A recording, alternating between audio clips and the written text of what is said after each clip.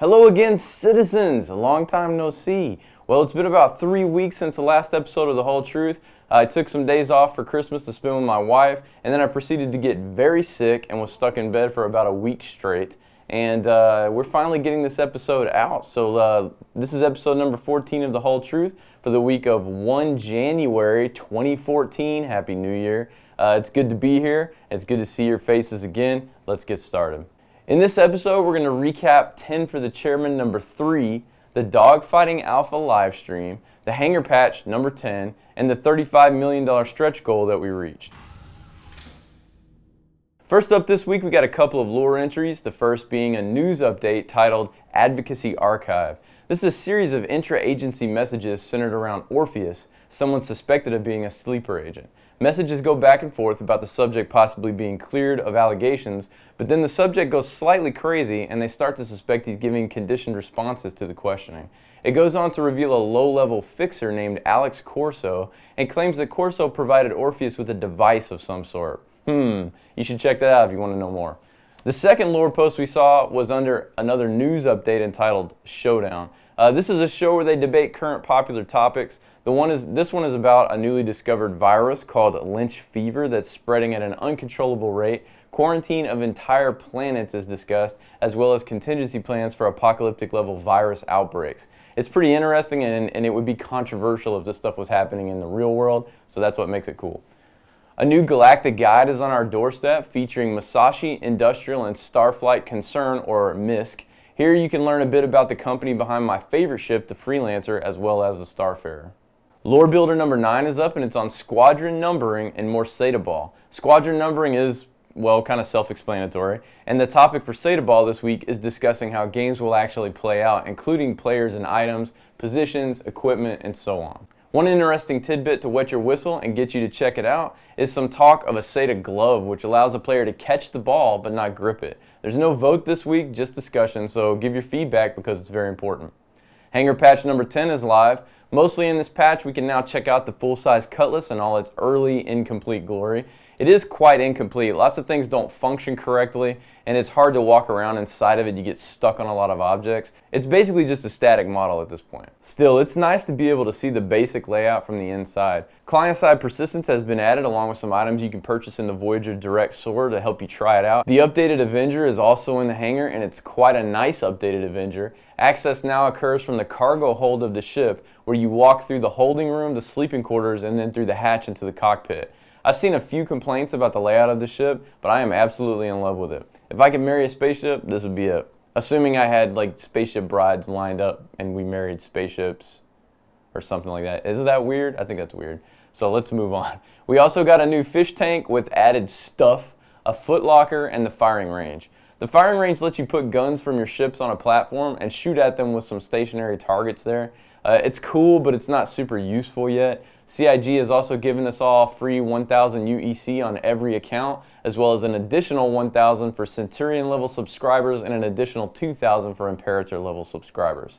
Speaking of the online store, Drake hoodies are now available. My opinion on these is that I would have liked them a lot more if they didn't say redacted in giant letters on the back. I think it's funny what happens on Wingman's Hangar with the whole redacted thing and all that, but I don't really want it on the back of my shirt. I'm not the kind of person who cares about brands of clothing or even fashion, but I probably wouldn't wear that in public. I would like a set of hoodies to be released with just the logos on them, sans redacted.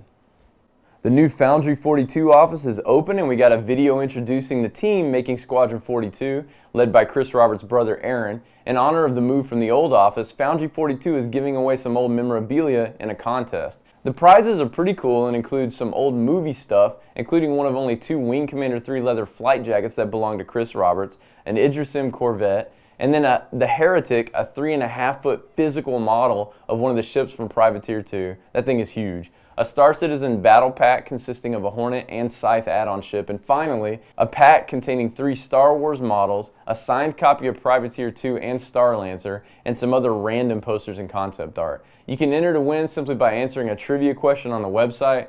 Links below for that, of course. We got a major dogfighting update this week, including some video of live dogfighting gameplay. The video came straight from the live stream and was uploaded to YouTube. You can see more of the dev team duking it out, including Chris Roberts there. The HUD is not present in these videos and the netcode that they're using is not so great, and it shows, but that's not the product that they're going to be using in the final release. You can see the destruction models at work when the ships explode. Wings get shot off, ships become more or less disabled. It's pretty awesome. People are running into asteroids left and right. We see people playing with controllers and mouse and keyboard. I don't think I saw anybody playing with a joystick. There's a lot of third-person toggling back and forth. Chris explained that there's no free look mode yet, so you have to toggle the third person to see what's going on around you. There's also no HUD or radar, so they have to do a lot of fighting in third person. But Chris assures us that this will not be a good way to dogfight once everyone has their HUDs to help with tracking and target prediction for weapons. Of course, the Dogfighting Alpha release is delayed. Chris has stated that it's delayed because it's just not ready yet, and he doesn't want to release a subpar product with the wrong back end on it, because that's just work that they'll have to do again, and instead of wasting time on that, they're going to do it right the first time. I think the dogfighting footage we saw was passable at best, and I'm really glad that they're not releasing it in this state. I think if it was released in this state, it would be pretty detrimental for the game long term. It didn't look good. It looked okay, and it looked like it will be good, but it looked buggy as heck and really bland. It looked a bit slow and lacking to me, and I could constantly see the lag and rubber banding from the shoddy back end that they were using for it. I'm perfectly willing to wait for a more functional product for the alpha release. If you want to see what Chris had to say about this, you can check it out in a post on the forums that I'll link below. The Star Citizen community unlocked the 35 million crowdfunding goal, and we got the Drake Herald. The Herald is a small armored information running ship sporting a powerful central engine, advanced encryption software, and an armored computer core. It's designed to be easily cleaned when in danger of capture. The vote for the 37 million stretch goal ended in favor of the Stellar Graveyard. The Tangus system sits at the heart of a rectangular planetary nebula. This is a dead system with no life.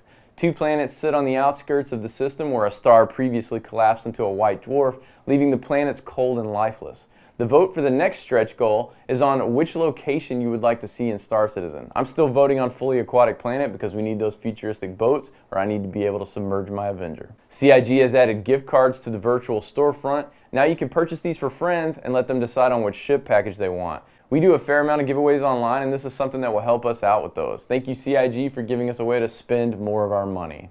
There was an update on hangars in the form of a work-in-progress post giving us about 46 images of hangar stuff. This is basically a picture journey of the hangar design throughout the creation process. Check out those buggies.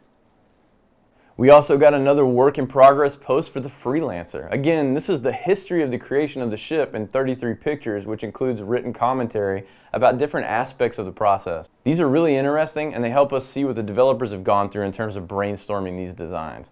The Freelancer is still my favorite ship design so far, so I really enjoyed this album. The next great Starship registration is over. We'll get to vote on our favorites starting in early 2014.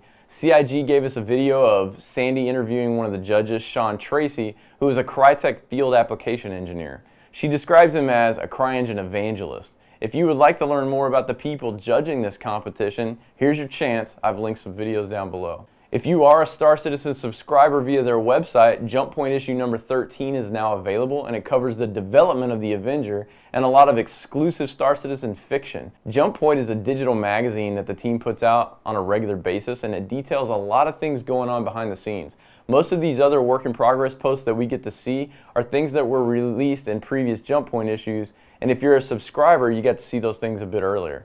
It's a really well put together magazine. Is it worth $10 or $20 a month for a magazine? It depends on your valuation of a dollar and your respective situation, but from my point of view, it's not really worth it just for the magazine. I pay the subscription fee on a monthly basis to help the team keep on keeping on and keep the magazine coming because I do like it. In the future, there's going to be a lot of benefits for subscribers, but it's never going to be mandatory for you to subscribe to get any kind of benefit in-game. That wraps it up for all the website recaps. Let's check out the Wingman's Hangar stuff. Now, we got Wingman's Hangar episode 50 before Christmas, and we got 51 after Christmas. 51 didn't have anything in it worth noting on the show, so we're just going to cover episode 50. We got an interview with Ron LaJoy, who's responsible for making sure all the things in the hangar patches get done. He talks a little bit about those recent patches, the weapon platform, and more about PBR. That's pretty much the only news that was in episode 50 besides the forum feedback. So let's move on to forum feedback. I'm going to change up the format of forum feedback this week a little bit to help me streamline my editing process. You guys let me know if this change is good or bad. Will we see the Cutlass in a single ship package before all the alpha slots run out? Ben said, I guess it depends on if the alpha slots run out before later today. There should be a Cutlass package in the store now. Will we be able to save ship presets, for example the energy loadouts in our ships or equipment in our hangar? Rob said, we talked about a lot of different types of presets. We have presets for different loadouts and power settings. How are we expected to survive in first-person combat without a proper shooting range to practice our defense with handheld weapons? Eric said, if you want to see a handheld shooting gallery, put it up in the forum topics. We'll have to wait until all the FPS stuff is in. Can I pursue targets into alien space? Rob says, there's always a question of can versus should. Can? Sure. Should? Sometimes they might react differently. A lot of that draws from the fiction. It's going to really matter where you are in space. Will the weapon range contain guns we own, or do we get access to all of them? Rob said, for now, the goal is to have a limited set of weapons available, the ones that are most ready. That limited set of weapons will be limited even further by weapons you own, either through ships or the Voyager store. Eric said, we need particle effects for it, VFX, sounds. It's a little more than just mounting the gun to the mount. There are problems when importing ship animations to the CryEngine editor for those trying to make movies or explore game assets. Could you provide some guidance on how we can work around these issues with the free editor to get these animations working? Is it even possible? Rob said, we haven't been able to push that forward right now, but at some point that will become first on our priority list. And then Eric said, making the tools that will allow you to do that or releasing our editor is a good ways out. That's it for forum feedback. Let's move on to the other questions from the man himself. 10 for the chairman. These are going to be highly paraphrased because Chris does very long answers. Will the dogfighting module also serve as a good benchmarking tool for our current PC hardware? I'd like it if it were a reasonable way to determine whether some upgrades will be necessary before the game goes live. Chris said, yeah, it should be an adequate benchmarking tool. In the dogfighting module, will we be able to have our friends join us on bigger ships? Chris said, it's going to be there once those big ships are ready for the module, but at initial release, it's not going to be there. He said, hopefully mid-2014. When you guys implement your own server code and backbone, will we be seeing a chat channel early on between the dogfighting module and the hangar? Chris said, the dogfighting module ought to be integrated with the rest of the back end, which is why the delay occurred. The chat channel will definitely be linked between the hangar and the dogfighting module and to your friends list. In the dogfighting module, how big will the space be where the action takes place? And will there be empty space that you can fly around on or will it just be some kind of background like painted backgrounds? Chris said the base map is 20 kilometers cubed and should be filled with nice background imagery. Is the dogfighting module going to contain more graphics settings to change? Because some people are still waiting to upgrade their systems later on. Chris said performance tweaks may not be available for the initial release of the dogfighting module, but something simple will likely be available at its launch. As time goes on, more settings will be available. Will there be a flight tutorial with the dogfighting module? Chris said maybe, but it hasn't been designed yet. Will we see greater access to weapons in preparation for the dogfight module? Will we have access to different missiles, more guns, power plants, engines, and so on? Will I finally get a cargo box for my Aurora? Chris said, additional items and weapons will definitely be available at some point. As the assets become built and are available, you'll be able to buy them online. Also, if your Aurora comes with a cargo box, it should already be in the hangar. In the dogfighting module, how will you balance ships by class and size? Will there be limits on the number of Hornets or Freelancers or etc.? I can't see a round of dogfighting with 8 constellations against 8 Hornets being fair. So Chris basically said there's several options that RSI is taking into account. One of the systems they talked about is allocating points to each type of ship and then using a point system so you can have a balanced number of points in a battle. That'll effectively make your teams equal strength. Matchmaking will also provide a lot of options for this. Will the dogfighting module be released with a finalized flight model? Are the physics and flight systems more or less complete, or are they going to be tuned more and more throughout the alpha process? If it's going to be tuned, what sort of feedback would be useful? Chris basically said the point of the alpha is to get feedback on these kinds of things, and there's going to be a forum on the RSI website dedicated to this. Since the dogfighting module is for testing purposes, how will you gather that testing info? Will you have a logging system where we have to send a file in? Can it be turned on or off? Or do you also have some sort of automated system to gather statistics or other info that's directly sent to you? Or have you thought up any other way of monitoring the test? RSI will have access to all the battle data because the module will be on their servers. Alright, that's it for 10 for the chairman. Let's move on to Ben Lesnick's MVP of the week. Ben Lesnick's MVP of the week was Topset Mike's thread entitled Star Citizen, How Far We've Come, a Year in Review. Hey, he won our r/Star Citizen post of the week last time. Coincidence?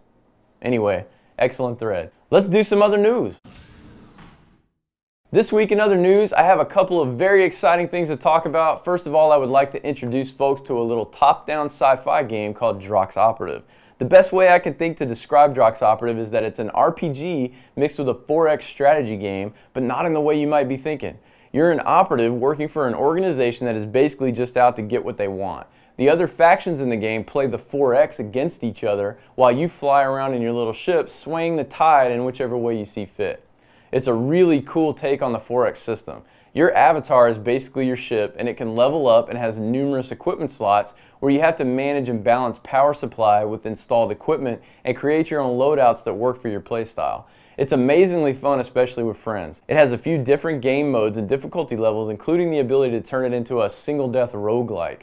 The controls are really well done. Think Spaz or Space Rangers, but I believe the control scheme is a little better. I put 20 hours into this game in a week and I'm nowhere near done with it. I'm addicted to trying to squeeze out every last bit of firepower I can on my tiny little ship.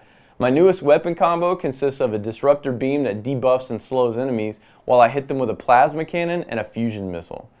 Drox is not a very well known game, but it is totally worth the $30 price tag for the game and the expansion combined. I did notice while filming this episode that the base game was on sale for 10 bucks and the expansion is also 10 bucks. Normally the base game is $20. If you do pick it up or you've already played it a bunch, let me know what your play style is and what kind of loadouts you have on your ships. I'd be interested to check those out. Another game that was brought to my attention this week is in its Kickstarter phase right now. From what I understand, the game is almost finished already and the Kickstarter goal is to help it finish. The game is called The Repopulation and it's an MMO that claims to be everything that was good about Star Wars Galaxies. That means this is a sandbox MMO. They state that the driving force behind the game is the choice to play the game any way you want to.